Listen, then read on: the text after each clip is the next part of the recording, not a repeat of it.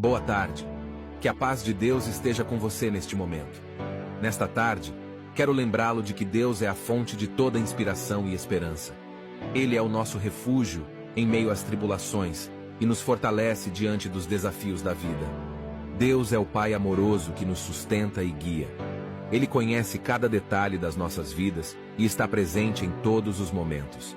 Que nesta tarde você possa sentir a presença divina, renovando suas forças e trazendo consolo ao seu coração. Em meio às correrias do dia a dia, é importante reservar um tempo para se conectar com Deus. Busque a sabedoria e o direcionamento divino em suas escolhas e ações.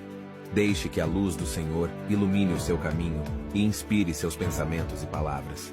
Que esta tarde seja uma oportunidade para cultivar a gratidão a Deus. Agradeça por sua fidelidade e bondade, por sua proteção e provisão em sua vida.